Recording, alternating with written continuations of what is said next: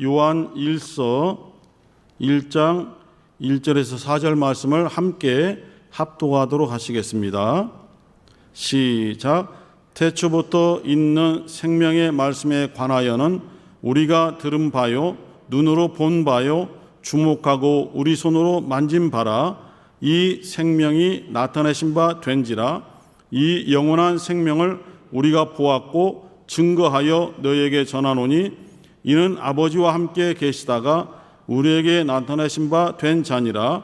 우리가 보고 들은 바를 너희에게도 전함은 너희로 우리와 사귐이 있게 하려 함이니 우리의 사귐은 아버지와 그 아들 예수 그리스도와 함께 함이라.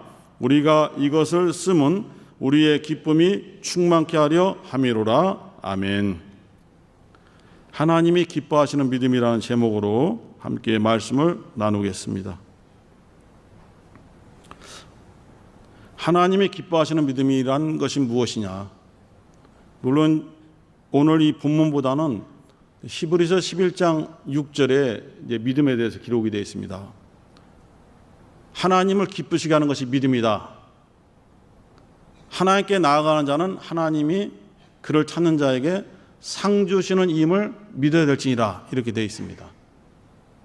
오늘 이 본문을 통해서도 하나님이 우리에게 찾고자 하는 믿음이 무엇인가, 하나님이 기뻐하시는 믿음이 무엇인가를 간략하게 몇 가지 예를 들어서 설명드리고자 합니다. 첫 번째로 하나님이 기뻐하시는 믿음은 우리가 예수를 바로 알고 그를 믿는 믿음입니다. 무작정 이유 어떠한 것도 따지지 않냐고 믿습니다만 주장한다고 해서 그것이 온전한 믿음이냐? 그렇지만은 않은 것 같습니다. 이 요한 1서, 요한 2서, 요한 3서, 요한 계시록, 요한 복음, 사도 요한이 기록한 글인데 대부분 요한의 사역의 후반기 때 기록한 글들입니다. 요한이 예수를 만나기 전에 어떠한 사람이었습니까? 갈릴리 호숫가에서 자기 형제 야고보와 함께 고기를 잡는 어부였습니다. 그의 삶은 매일매일 쳇바퀴 돌듯이 돌기 때문에 어떠한 새로운 비전을 세운다든가 어떠한 다른 인생의 활로를 찾아서 개척한다든가 그런 꿈을 꾸지 못하고 눈을 뜨면은 오늘 하루 어떻게 해서 어느 곳에 그물을 내려서 고기를 얼마나 잡아야 되는가, 매일 그 생각, 그 테두리에서 생활하고 활동했던 사람이 요한입니다. 그 요한이 예수를 만나게 된 것은 형제 야고보와 함께 예수에 대한 정보를 처음 접하게 된 것이죠.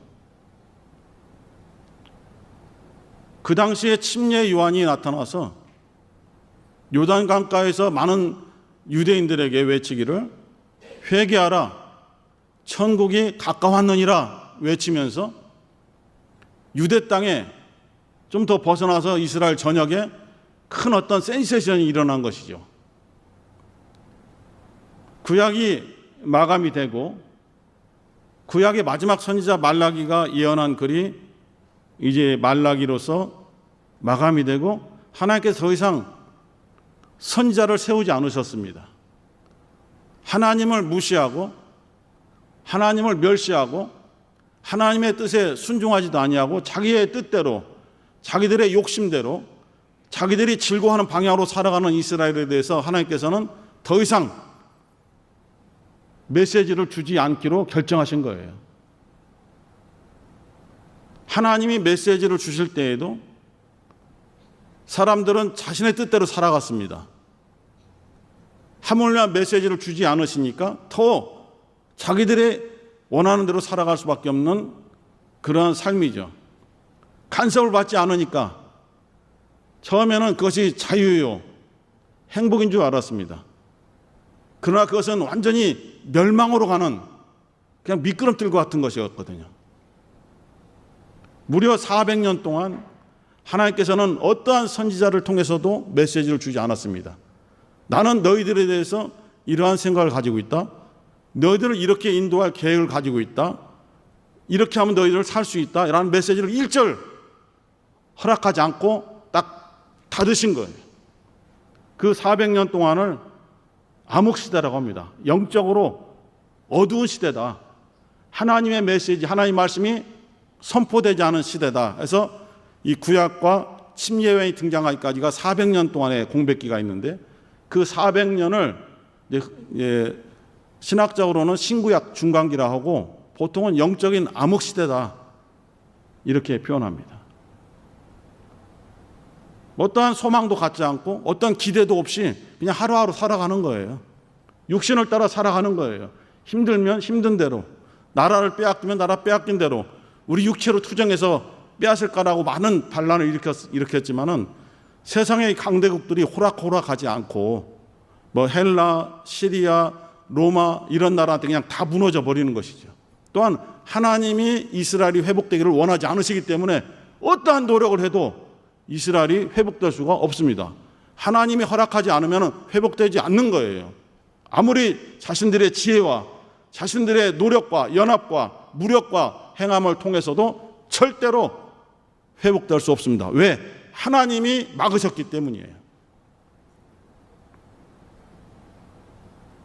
그런데 무려 400년이 흐른 시점에 침례 요한이라는 사람이 요단 들판에, 요단강이 흐르는 그 강가의 들판에 나타나서 하나님의 메시지를 전한 거예요. 하나님의 말씀을 들으라. 모두가 다 이 말씀을 듣는 순간에 회개하고 천국을 맞이해야 된다라는 메시지를 주니까 사람들이 400년 만에 들려온 하나님의 메시지를 듣고 몰려들기 시작한 거예요.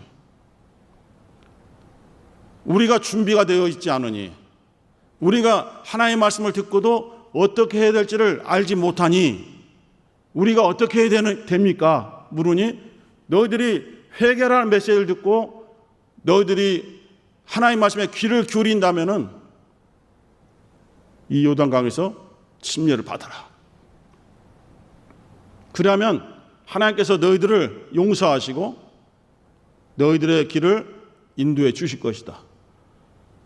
그 말씀에 따라서 많은 유대인들이 침례 요한에게 침례를 받고 하나님 말씀에 귀를 기울이게 된 것이죠.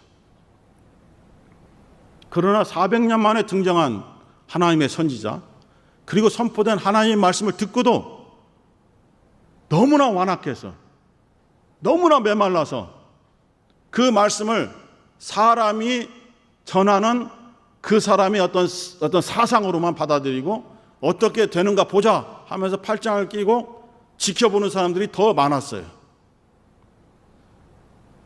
바리새인들, 사두개인들, 서기관들, 제사장 그룹들, 로마 군인들, 유대의 또 관병들, 여러 층들이 다 지켜보았습니다.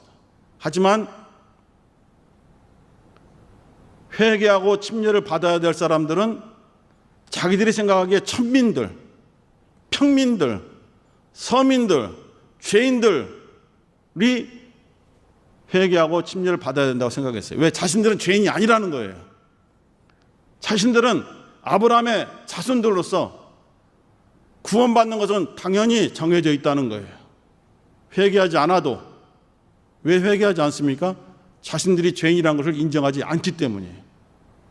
자신들에게 죄가 있다는 것을 인정하지 않는 거예요. 여전히 하나님의 메시지가 들려와도 그 말씀은 나와 관계가 없는 거예요. 받아들이지 않는 거예요. 이러한 침례 요한을 통해서 유대가 완전히 뒤집히면서 많은 사람들이 귀를 기울이게 됐어요. 그래서 이 침례 요한이 우리를 구원해 줄, 영혼의 구원을 뜻하는 것은 아니죠. 이 당시의 구원은 로마의 식민지에서 해방되는 그러한 구원, 우리들의 가난에서 회복되는, 부유함으로 회복되는 그러한 구원, 우리들의 질병에서 몸이 건강해지는 그러한 구원을 꿈꾼 거예요. 메시아는 그러한 사람이라고 생각했던 거예요.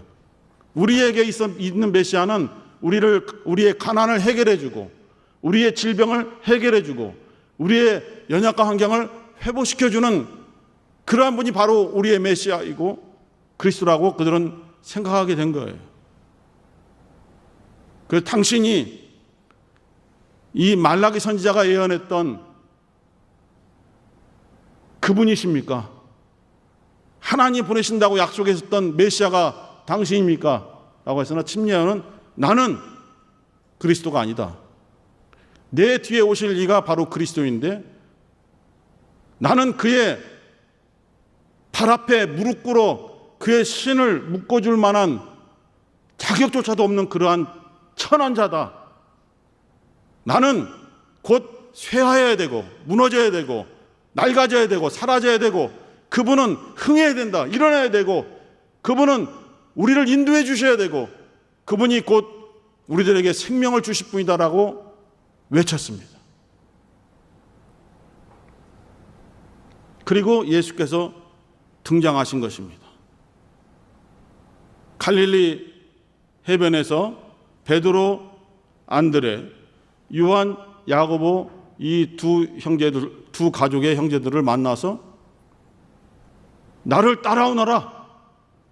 내가 너희로 하여금 이제 사람을 낚는 어부가 되게 하리라 라는 말씀을 듣고 그때부터 이 요한이 따라 나선 것입니다.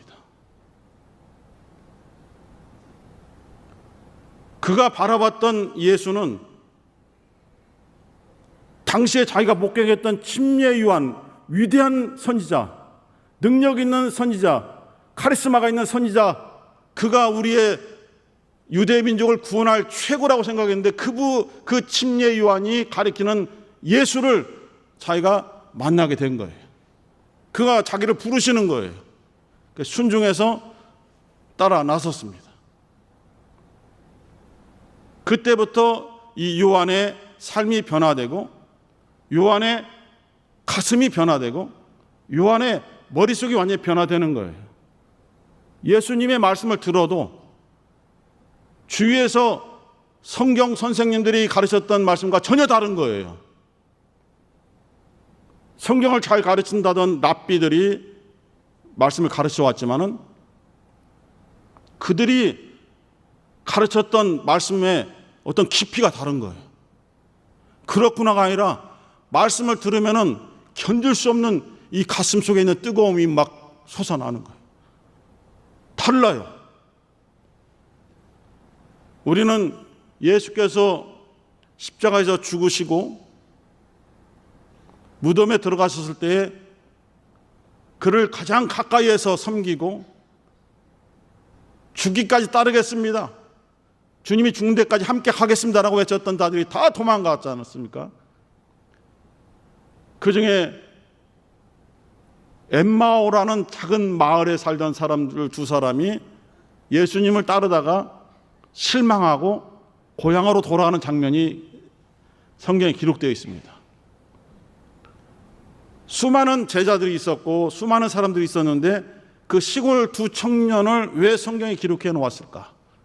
그들이 예수에 대한 어떤 소망, 예수에 대한 자기들의 비전을 함께 묶어서 꿈꿔왔던 것들이 다 무너져 버리고 우리가 길을 잘못했겠다.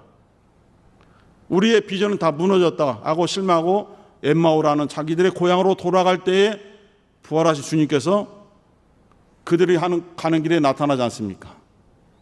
그러나 그들이 눈이 가리워서 그가 예수님인 줄을 알지 못하고 그냥 평범한 대화를 하지 않습니까? 주님께서 묻지 않습니까? 너희들 왜 이렇게 근심하느냐? 왜 이렇게 슬퍼하느냐? 왜 이렇게 힘들어하느냐? 묻지 않습니까?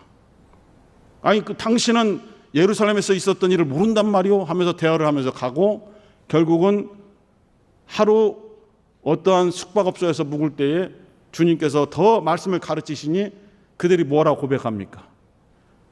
우리가 주님의 말씀을 들을 때 이 가슴 속에서 뜨거움이 올라오는데 견딜 수가 없지 않느냐 하고 나중에 그가 부활하신 예수님인 줄 알고 자신들이 가던 길을 딱 멈추고 뒤돌아서서 다시 죽음이 기다리고 있는 예루살렘으로 막 달려가지 않습니까? 주님의 말씀이 우리 심령 안에 들어왔을 때에 아, 그렇구나. 이것은 몰랐던 것인데 이렇게 가르쳐 주시는구나. 그것을 원하는 것이 아니거든요. 주님의 말씀은 우리의 심령을 살리는 생명이 있거든요. 우리를 완전히 흔들어버리는 놀라운 능력이 있거든요. 주님의 말씀을 듣고도 내가 흔들리지 않는다면 내가 정상이 아닌 거예요. 주님의 말씀을 듣고도 내 가슴이 흔들리지 않는다면 내가 지금 정상이 아닌 거예요. 완악한 거예요. 메말라 버린 거예요. 요한은 3년 반의 주님의 공생애와 처음부터 같이 했던 사람이고 주님께서 사랑하시는 자라고 자기가 요한복음에 기록했듯이 다 주님께서는 다 사랑하지 않습니까? 주님께서 자기 사람들을 사랑하시되 끝까지 사랑하시니라라고 요한복음 13장 1절에 기록됐는데 자기 사람들을 다 사랑하시거든요. 근데 요한은 주님께서 자기를 사랑하신다라고 기록해 놓았어요. 주님께서 자기를 사랑하는 자에게, 주님께서 사랑하시는 자에게 말씀하시기를 하면서 요한은 특별히 주님의 사랑을 깊이 체험하고 주님을 계속 따르지 않습니까? 나사렛 목수로서 이렇게 어떤 특별한 하나님의 능력을 받은 줄 알고 쫓아다녔는데 결국은 예수께서 십자가에 못 박혀 죽으시니까 요한도 실망하고 다시 베드로의 외침과 함께 우리 고기나 잡으러 가자, 다 틀렸다 했을 때 디베랴 바다로 고기를 잡으러 갔다가 거기서 부활하신 예수를 만나고 다시 변화되지 않습니까? 그 예수를 그가 성령을 받고 나서야 누구신가 알았다는 거예요. 예수와 함께 3년을 지내면서도 예수께서 누구신가를 확실히 알지 못하고 우리와는 좀 다른 분이다, 뛰어난 분이다, 능력 있는 분이다, 놀라운 이적을 행하는 분이다라고는 알았지만은 진정한 예수를 잘 알지 못했다 이거예요. 그러한 요한이 말년에 가서 요한복음에 기록하기를 태초에 말씀이 계시니라. 그 말씀이 하나님과 함께 계시니 그 말씀은 곧 하나님이시니라라고 고백합니다. 예수를 하나님이라고 고백한 거예요. 그리고 오늘 요한 서신에서도 똑같은 메시지를 주는데 태초부터 있는 생명의 말씀이시다. 우리 예수는 태초부터 창세전부터 계시는 생명을 주시는 말씀이시다. 이러한 예수를 바로 알고 믿는 믿음을 하나님이 기뻐하신다는 거예요. 우리는 예수를 어떠한 분이라고 믿고 어떤 분이라고 알고 믿고 있습니까? 지금 현재 이 시간 나에게 있어서 예수는 누구십니까?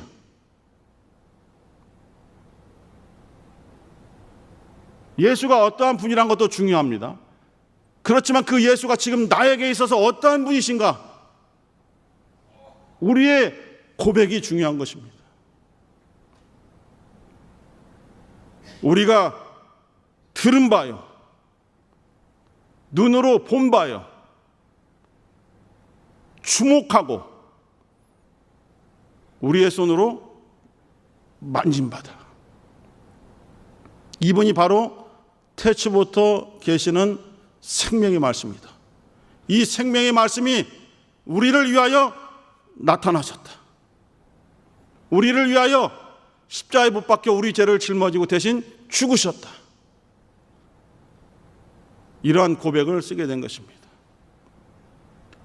가이사랴 빌립보에서 사람들이 너무 많이 몰려드니까 예수께서 묻지 않습니까? 저 사람들이 나를 누구라고 알고 있느냐?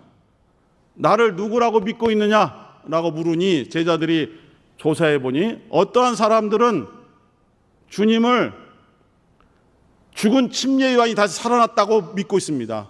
주님을 침례요한이라고 믿고 있어요.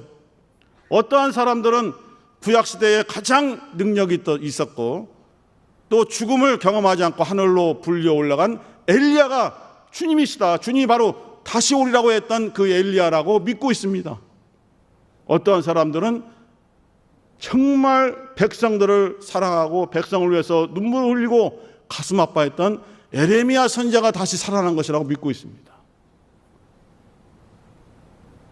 그렇다면 너희들은 나와 함께하고 나의 메시지를 듣고 나의 동역자로 내가 삼았는데 너희들은 나를 누구라고 알고 있느냐? 너희들은 나를 누구라고 믿고 있느냐? 그때 베드로가 고백하기를 주는 그리스도시요 살아계신 하나님의 아들이십니다라고 고백합니다. 대답은 올바랐지만은 자신의 체험과 사도 요한이 지금 이 요한복음이나 요한서신을 고백한 것과는 달라요. 그때 예수께서도 말씀하시기를 바요나 시몬아 네가 복이 있다.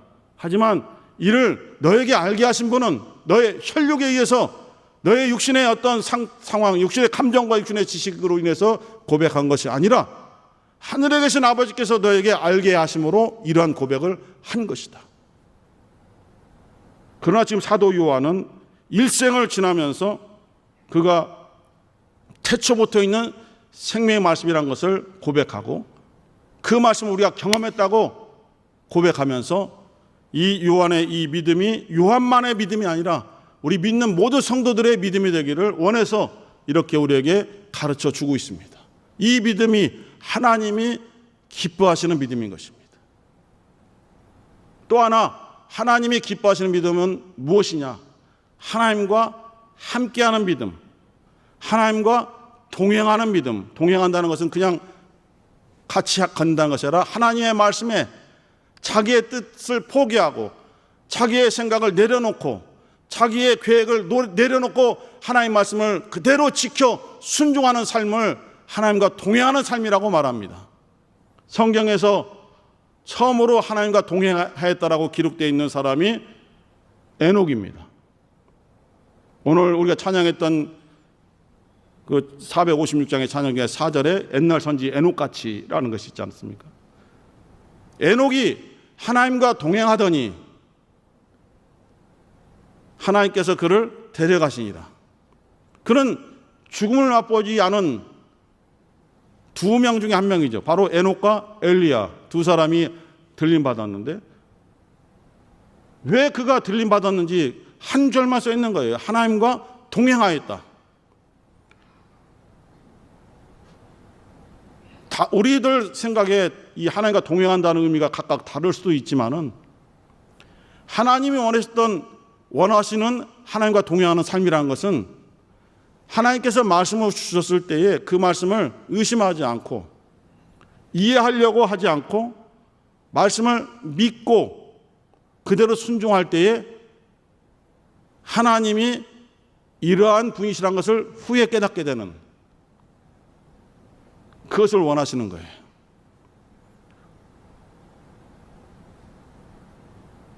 두 번째 동행한 사람은 노아라고 기록되어 있습니다.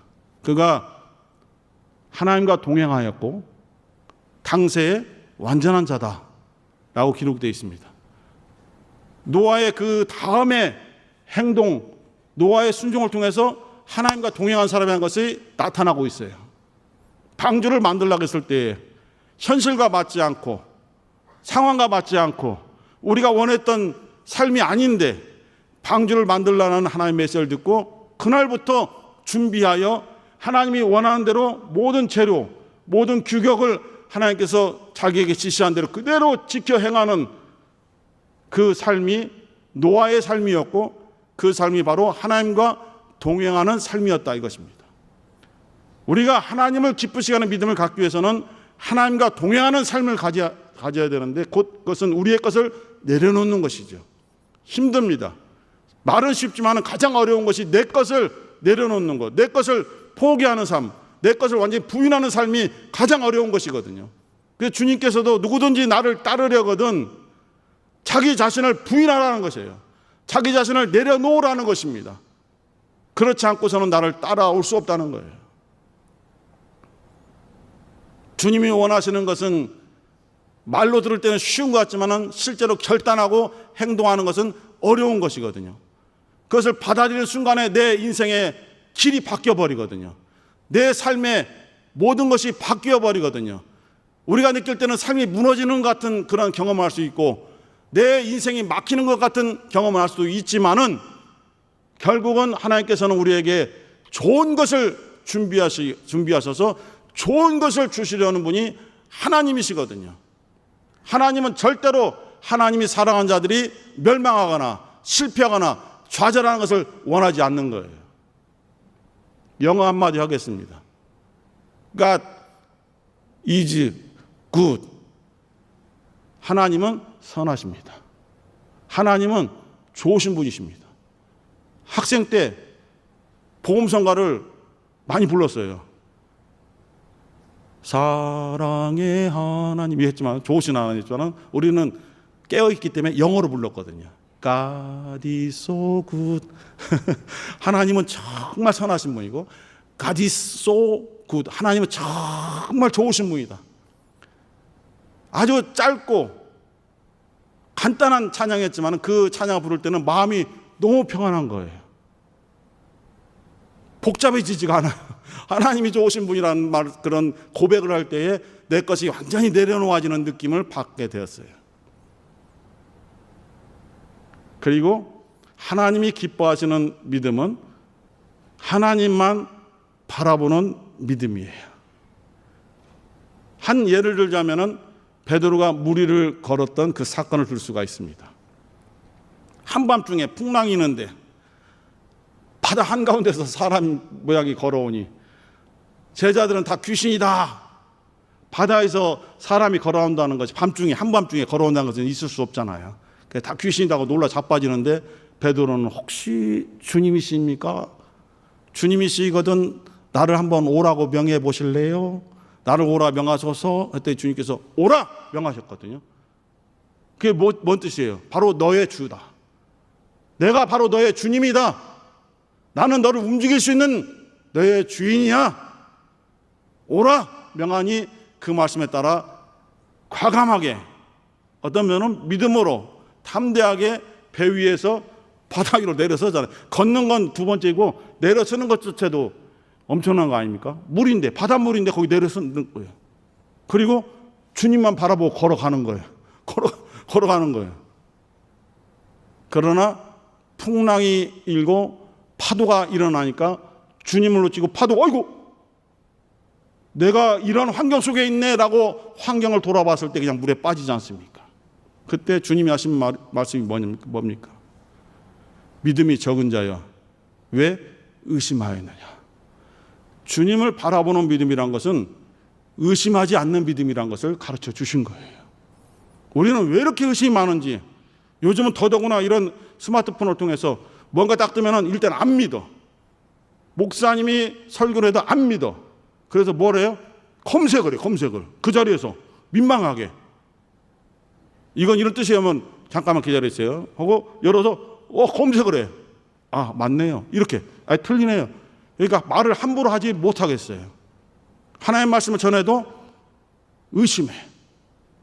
AI한테 물어봐. AI한테 물어봐. 아이가 뭘 알겠어. 애 어른한테 물어보든지. 주님을 바라보는 믿음은 의심하지 않는 믿음이에요. 마지막으로 주님을 기뻐하시는 믿음, 하나님을 기뻐하시는 믿음은 뭐냐? 하나님께만 영광 돌리는 믿음이 하나님이 기뻐하시는 믿음이에요. 예를 들어서 기드온을 아시죠? 기드온. 사사 중에 한 명인데 고등학교 다닐 때에 끝나고 나가잖아요. 교문 앞에 큰 박스를 놓고 손바닥 이만한 성경책을 나눠줘요. 그것도 짙은 하늘색 또는 청색으로 된 거를. 그것도 신약 복음만 있어요. 시편하고. 그리고 여기 뭐라고 써있냐면 기드온 선교회. 그 생각나더라고요. 그때 성경을 무료로 받아봤어요. 그것이 별거 아닌 것 같잖아요. 그러나 그것이 누구한테 읽혀지고 그것을 읽고 예수를 믿는 사람들도 꽤 많아요. 그래서 선교 방법, 전도 방법에 대해서 우리가 이것은 안 돼, 이것은 돼 라고 정할 능력이 우리에게는 없는 거예요. 기드온이 우리가 우리 이스라엘을 구해야 된다라고 외쳤을 때에 32,000명이 몰려들었어요. 32,000명이 돕겠다고.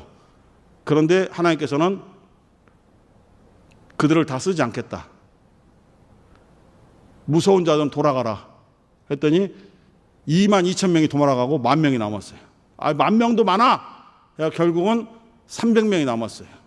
그 300명을 가지고 적들을 물리시잖아요. 왜 하나님이 이런 방법을 쓰셨느냐? 사사기 7장 2절에 보니까 사람이 많으면, 숫자가 많으면은 자기들이 한 것으로 인정한다는 거예요. 하나님께 영광 돌리지 않고 자기들이 이룬 것처럼 말한다는 거예요. 그래서 내가 이 적은 숫자로 이김으로써 너희들이 이건 하나님이 하셨다라고 하나님께 영광 돌리게 하려는 뜻이었다라고 말씀하고 있습니다. 시간 때문에 여기서 마치겠습니다. 우리 하나님이 기뻐하시는 믿음은 첫 번째, 하나님을 바로 알고 믿자. 예수를 바로 알고 믿자. 두 번째, 하나님과 동행하는 삶을 살자. 세 번째, 하나님만 바라보는 삶, 주님만을 바라보는 삶, 그런 믿음을 가지자. 네 번째, 하나님께만 영광 돌리는 믿음을 가지자. 이것이 바로 하나님이 기뻐하시는 믿음입니다. 이러한 기쁨이 우리 성도들에게 다 충만하시기를 주님의 이름으로 축원합니다. 이 시간 기도할 때에 하나님, 우리 모두에게 하나님이 기뻐하시는 믿음이 있게 도와주옵소서. 내 생각 버려놓고 내 뜻을 버려놓고 오직 하나님의 말씀만을 받아들이는 믿음을 가지게 도와주옵소서. 주여 한번 부르시고 기도하겠습니다. 주여.